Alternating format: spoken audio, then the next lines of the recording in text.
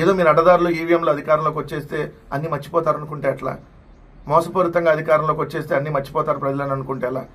So దానికి సంబంధించి సజ్జల రామకృష్ణారెడ్డి గారికి ఏం సంబంధం, లేళ్ల అప్పిరెడ్డి గారికి ఏం సంబంధం, తలసాని రఘురామ్ గారికి ఏం సంబంధం, లేదా దేవినేని అవినాష్ గారికి ఏం సంబంధం? వాళ్ళందరినీ మీరు తీసుకొని వచ్చి వీళ్ళందరినీ ఇరికించాలనేటువంటి కుట్రలో భాగంగా కేసులు పెట్టి వేధింపులో భాగంగా మీరు పిలిచారు విచారణకు. అయినా కూడా వాళ్ళు విచారణకు వచ్చారు.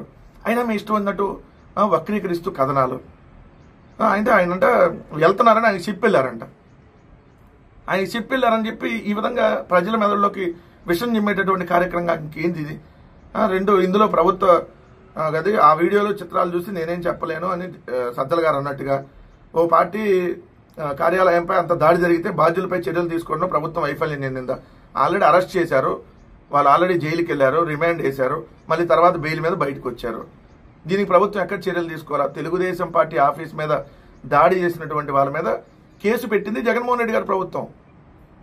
ఇది మర్చిపోతే ఎలా? జగన్మోహన్ రెడ్డి గారి ప్రభుత్వంలోనే కేసు పెట్టారు, వాళ్ళని అరెస్ట్ చేశారు, ఆల్రెడీ రిమాండ్కి వెళ్లారు.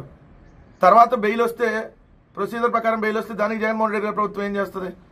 ఎలా వక్రీకరించి రాస్తారో చూడండి కథనాలు. పోలీసుల కుర్చీలో నేతలు కూర్చున్నారంట, డిఎస్పీ సిఐల కోసం తెచ్చిన కుర్చీల్లో అంబటి రాంబాబు, అన్నాబత్తిన శివకుమార్ కూర్చున్నారని చెప్పి ఇది ఒక వార్త. వాళ్ళు ఏమైనా వెళ్ళి పోలీసుల చైర్లో, పోలీస్ స్టేషన్లో ఏదో డిఎస్పీ చైర్లో కూర్చున్నారా? అరే బయట కుర్చీలు వేస్తారు, ఆ కుర్చీల్లో కూర్చుంటే అది కూడా తప్పు అన్నట్టుగా. అసలు మీరు మారరా? మీ జీవితం అంతా ఇంతేనా? కడుపుకి అన్నం తిని వార్తలు రాయంటారు బాబు అండి.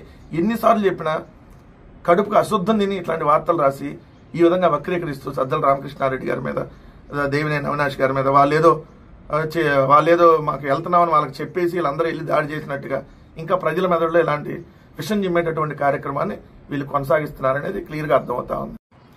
ఒక 3 వార్తలు కామన్గా ఉంటాయి. ఒకటి జగన్మోహన్ రెడ్డి గారి మీద విషం చిమ్మేది, 2 చంద్రబాబు నాయుడు గారిని ప్రపంచ స్థాయి నాయకుడు అన్ని దేశాలు కీర్తించింది అని చెప్పటం, 3 అమరావతికి అన్ని దేశాలు క్యూ కట్టేస్తున్నాయి ప్రపంచ స్థాయి రాజధాని అని చెప్పటం. దానిలో భాగంగా చూస్తే భూ కేటాయింపులు చేశారు అమరావతిలో.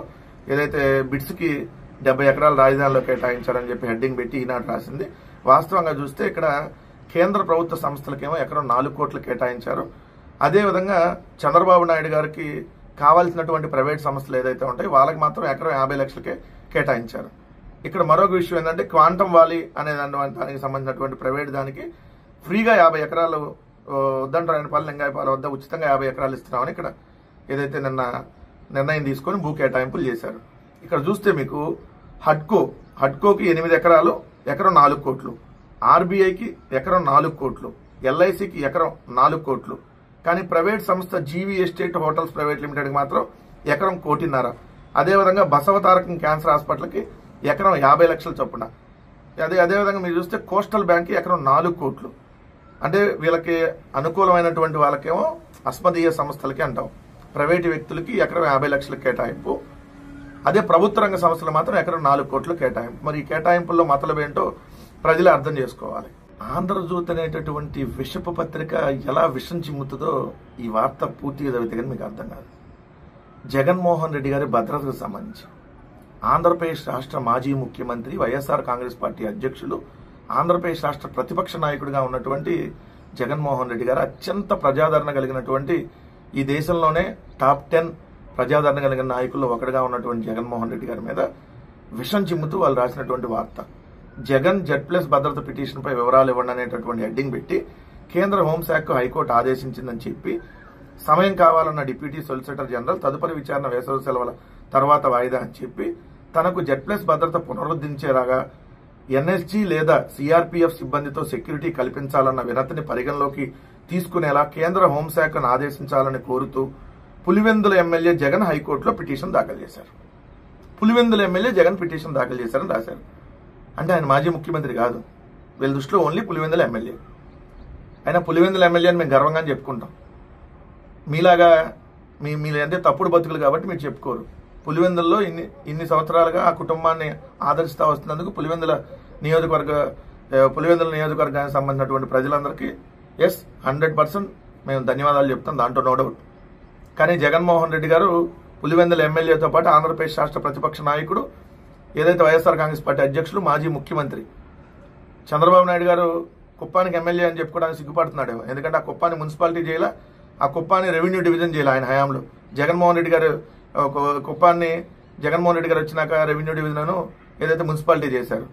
అంటే ఇక్కడ కూడా చూడండి పులివెందుల ఎమ్మెల్యేగా అంటే ఎంత విషం చిమ్ముతారంటే ఒక మనిషిని మీద ఈ విధంగా విషం చిమ్ముతూ పులివెందుల ఎమ్మెల్యే పిటిషన్ వేస్తారంట.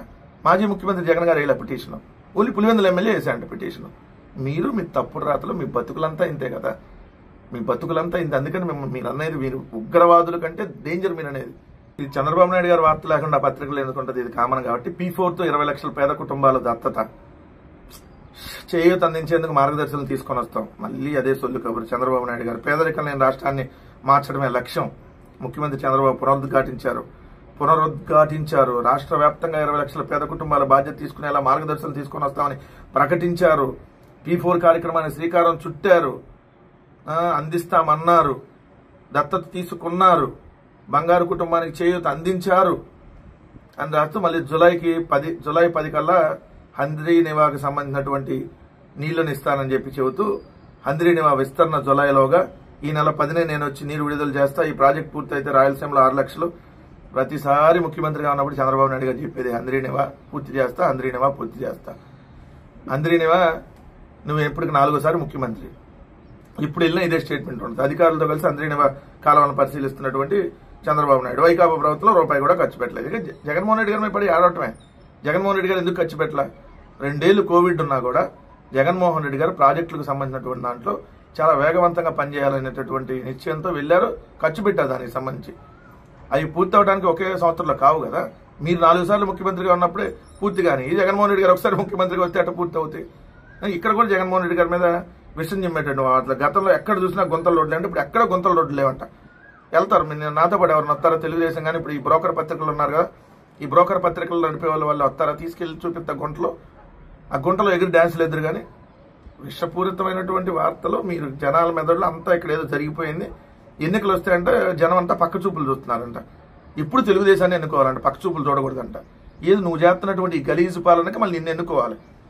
చెప్పులు తీసుకొని కొట్టుకోవాల్సిన పరిస్థితి ఏర్పడింది. ఈరోజు ఎవరు చెప్పాలి తీసుకొని ఎందుకు ఓటేసామరా బాబు ఈ ప్రభుత్వాన్ని కానీ కొట్టుకుంటున్నారు. ఆ విధంగా ఉంది పరిస్థితి.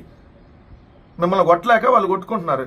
ఏం కర్మరా బాబు ఈ 11 నెలలు అయింది ఇలాంటి గలీజు ప్రభుత్వాన్ని ఎన్నుకున్నామని చెప్పి ప్రజలందరూ ఈరోజు ఎవరి చెంపలు వాళ్ళు వాయించుకుంటున్న పరిస్థితిలో మళ్ళీ పక్క చూపులు చూడకుండా మళ్ళీ నిన్నే ఎన్నుకోవాలంట. ఈ పగలు తీసి 11 నెలల్లో 1,65,000 కోట్ల అప్పులు చేసి ఒక్క 11 ఒకటి ఇవ్వకుండా మళ్ళీ నిన్ను ఎన్నుకోవాలి. ఈ రాష్ట్రంలో రోజుకు ఒక హత్య జరుగుతూ ఉంటే నిన్నే ఎన్నుకోవాలి. మళ్ళీ కనీసం బుద్ధి జ్ఞానం ఉండాలి మాట్లాడతాను. జరగనటువంటి స్కామ్ని, లేనటువంటి స్కామ్ని ఉన్నట్టుగా చూపించేసి ఎలా కనికట్టు విద్యలు ప్రదర్శిస్తారో ఈ పత్రికలంటే, ఒకటి లిక్కర్ అనే దాని మీద ఒక కేసు పెట్టించారు. లిక్కర్ కేసు పెట్టించేసి లిక్కర్ స్కామ్ జరిగిందని వీళ్ళే ఎస్టాబ్లిష్ చేసేస్తారు. అసలు అక్కడికి వెళ్ళిపోయినాయి. ఓ రోజు తాడేపల్లికి వెళ్ళి అంటారు, ఓ రోజు బెంగళూరుకి అంటారు, ఓ రోజు దుబాయ్కి అంటారు, ఓ రోజు ఆఫ్రికా ఖండానికి వెళ్ళి అంటారు. వీళ్ళే రాసేస్తారు. రాసేస్తూ జగన్కి వెళ్ళిపోయినాయి, జగనే చెప్పాడని చెప్పి రాస్తూ ఇవాళ కూడా చూడండి. ఇక లిక్కర్ బాసుల వంతు ఇప్పటికే ఆ 3 అజ్ఞాతంలోకి హైదరాబాద్లోని వారి ఇళ్లకు టీంలు ధనంజయ రెడ్డి, కృష్ణమోహన్ రెడ్డి, గోవిందప్పలకు నోటీసులు, రేపు విచారణకు రావాలని పిలిచిన సిట్టు. విశ్రాంత IAS ధనంజయ రెడ్డికి నోటీసులు. వీరు 3 మద్యం కుంభకోణం కేసులో కీలక నిందితులు.